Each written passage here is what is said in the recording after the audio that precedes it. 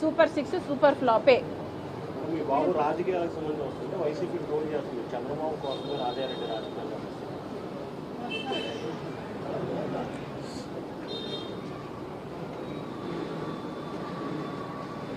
అసలు నా కొడుకు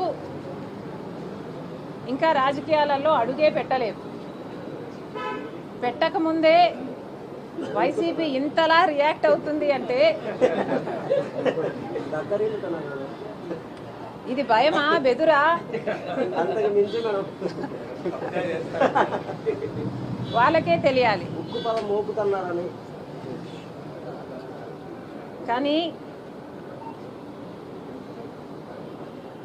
రాజారెడ్డి అని నా కొడుకుకి నామకరణం చేసింది స్వయాన రాజశేఖర్ రెడ్డి గారు.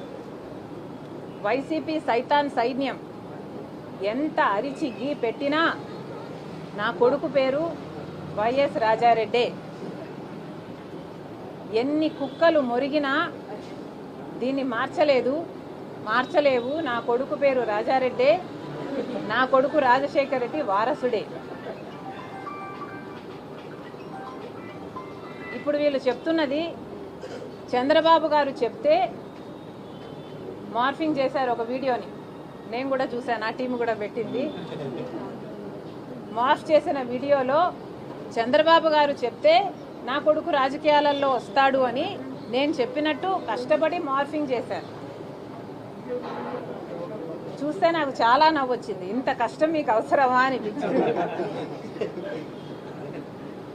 చంద్రబాబు గారు చెప్తే నా కొడుకుని రాజకీయాలలోకి తీసుకొస్తాను అని మీరు చెప్తున్నారే, మరి ఎవరి చెప్తే జగన్మోహన్ రెడ్డి గారు ఉపరాష్ట్రపతి ఎన్నికల్లో ఒక ఆర్ఎస్ఎస్ అభ్యర్థికి మద్దతు ఇచ్చారో వైసీపీ సమాధానం చెప్పాలి.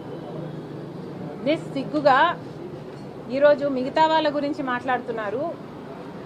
నిస్సిగ్గుగా జగన్మోహన్ రెడ్డి గారు స్వయంగా ఒక ఆర్ఎస్ఎస్ అభ్యర్థికి మద్దతు ఇచ్చారు అంటే ఇది ఎంత అవమానకరం.